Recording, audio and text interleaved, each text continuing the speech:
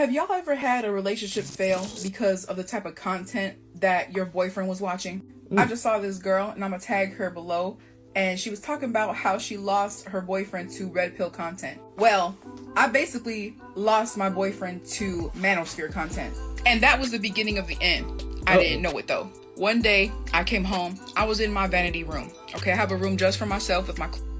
Make sure you like, share, and subscribe, and start getting in the comments now.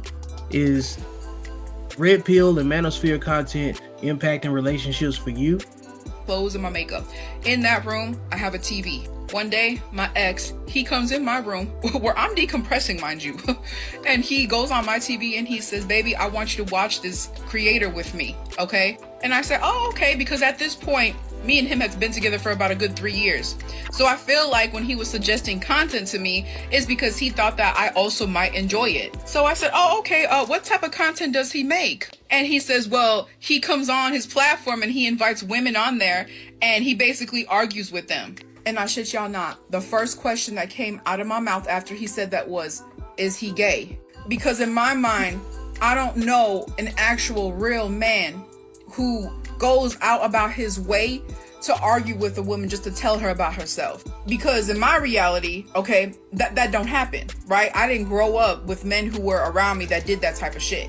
And I understand exactly what the intent was, and I also have a rule that I'm gonna flash up here on the screen, and it is geared towards men getting out of unhealthy competitions with women.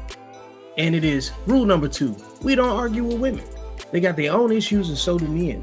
We can learn how they communicate and realize that we don't even need to engage with them unnecessarily. But if this guy that she's describing, based on the context of this video so far, he enjoys seeing women being trolled, I guess, or in conflict or whatever. And I'm pretty sure that this is going to be tied to Kevin Samuels. I just got a hunch. And the ones that did do that type of shit, they were gay. So that's why I asked that question. He starts to laugh and he's like, nah, he's not gay. It's just that he likes to debate. He likes to go back and forth with the women and tell them how they're wrong. And I was like, okay, just go ahead and put it on. This motherfucker gonna put on Kevin Samuels. Mind you, I did not know who the hell he was at that point. And most people didn't know who he was at that point because he didn't blow up yet. He puts him on. And mind you, I'm just listening because I'm not watching. I'm taking off my makeup and shit. I'm hearing the content. I'm just like, I look at my ex at one point. I'm just like, can you take him off my TV, please? So my ex just starts to laugh and he's like, oh, what, you don't like him? I'm like, hell no, I don't like him. And then I start to like question him, like, why the fuck would I like him? A lot of fatherless men related to Kevin Samuels. So, and you know, his moniker was being the Godfather, right? I go by the internet stepdaddy because I believe a stepdaddy should be a consultant, and I think it should be somebody that can add value, but not responsible for none of your kids, though. You know what I'm saying? But I'll give you some information that you could use. But a lot of fatherless men gravitated towards Kevin Samuels because he empowered them to actually be able to stand up to the pushback that they get from women, you know. And unfortunately, this is the residue from a single parent home, and the men that are raised by women also created Kevin Samuels because he was raised by a single mother. But we'll continue. You'll see how all of this syncs up. So fast forward, me and my ex get into an argument. So we get into this fight, and basically he asked me why I wouldn't do something, like, or why I wasn't like taking him serious or paying attention to him about some shit he was trying to say. I can't really remember, but I told him I cannot take you seriously because you don't pay any of my fucking bills. That's why I'm not taking shit that you're saying seriously.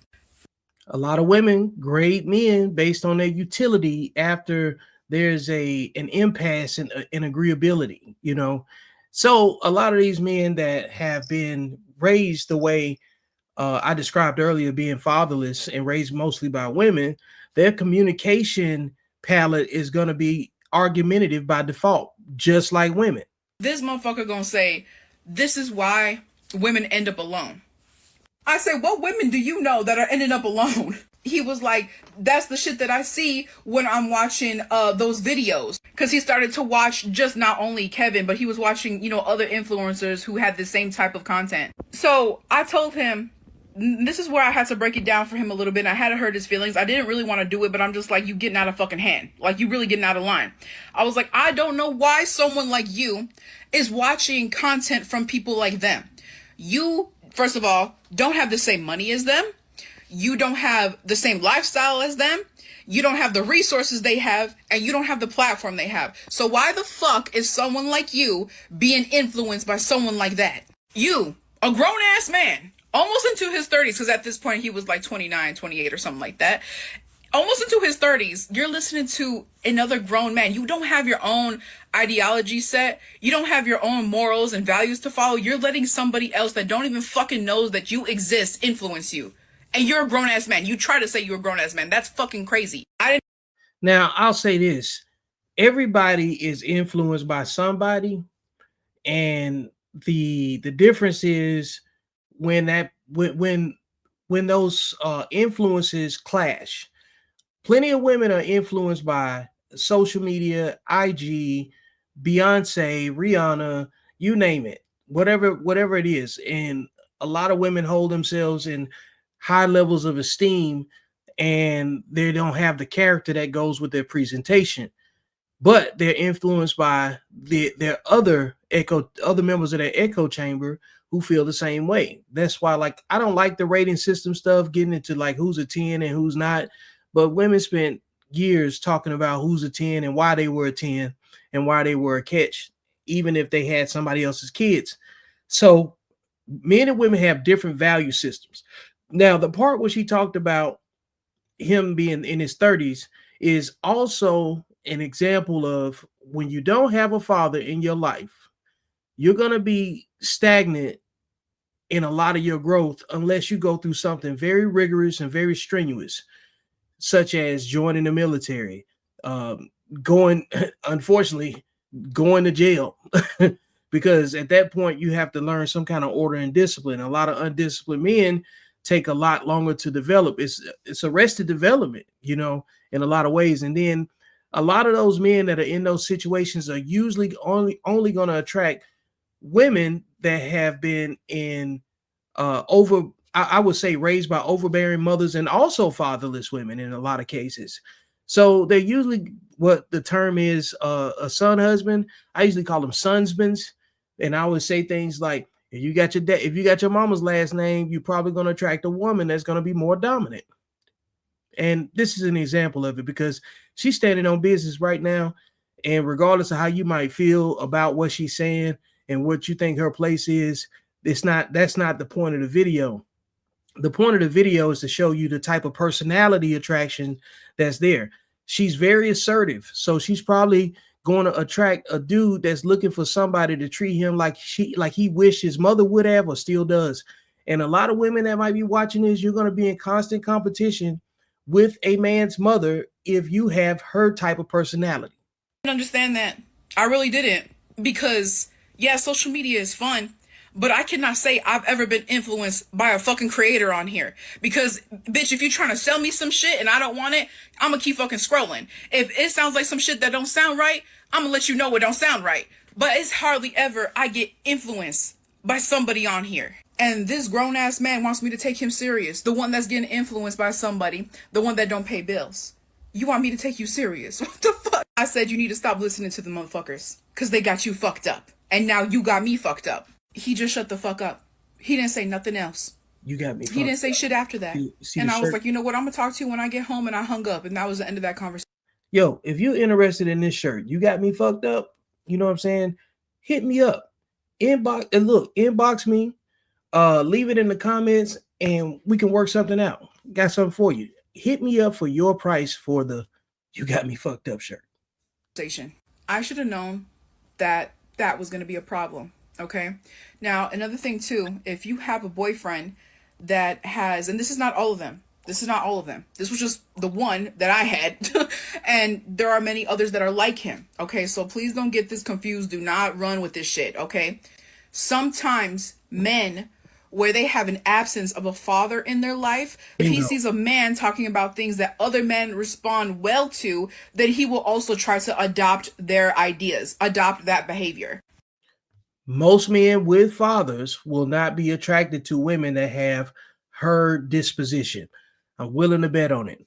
I would say 8 times out of 10, maybe even higher, I'm being very conservative. 8 men out of 10 will not choose a woman that has her assertive disposition. If that woman's disposition came from a mother who was unmarried. If she was raised by a single mother and she got this assertive disposition, a man that's been raised by both parents who were married and had an active father in his life, that man is unlikely to be attracted to a woman like her. Because they think that a man is teaching them something that they don't know.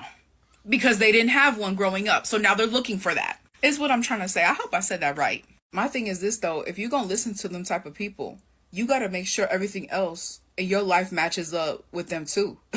Okay, not just your mentality about women. You got to make sure your finances match up. You got to make sure your looks match up. You got to make sure all the decisions that you make in your life got to match up with theirs too. See, it's more than just having, an influenced mind, right? If you really feel like how that person feels and you want your life to reflect that, you want to move how they move, you got to have your whole life looking just like how theirs look. And his life wasn't looking like that. Okay, like I said, he wasn't doing anything other than the bare minimum. Let me tell you the fault in that. Some men need a level of inspiration. So they need someone to look up to, because that's what inspiration does. It causes you to aspire to be better. So you need to look at someone that's doing better so you can become better. The people that already, like she just described, like you gotta look the certain way, got to have your finances right. Those people don't need the influencer to be inspired, because they are the inspiration. They've become that. Somebody that already has it together doesn't need an influencer. So that is kind of a fallacy, because he was looking for some level of validation. He couldn't get it from you based on the content he couldn't get it from this lady based on the content that he was consuming, because she is already moving in a manner that makes her independent, or makes a man secondary, and she doesn't have to settle for whatever she believes is important for her life. And I really do feel like that was the beginning of the end, tip of the iceberg. Also, it's no shade to Kevin Samuels. I know that that man passed away. I'm not trying to disrespect him, but that was part of my story. Also, Respect. I do want to say this, okay? I saw some comments in my last video that they were saying I was rage baiting. Bitch, this ain't no fucking rage baiting. I told you what the fuck happened and I left. I hardly even responded to most of the comments on there because most people thought that I was just saying shit just because I wanted to get reactions. No, I gave my confessional, my testimonial, and I fucking left. Like, there really is nothing else, to rage bait about. I told I believe her. I think that her point of view is, she was just talking about Kevin Samuels to give context to the story. I didn't sense any type of rage bait, but what do you think? Hey guys, if you are interested in this shirt, don't be afraid. Hit up the inbox, go to the email, go hit up internetstepdaddy@gmail.com and put in your request for a shirt for your special price. And I will see you beyond the algorithm. All right, folks. Appreciate you sticking with me to the end. This has been another episode of Beyond the Algorithm. Make sure you like, share, and subscribe. Go get the book. And most importantly, I will see you beyond the algorithm, because that's where life actually happens.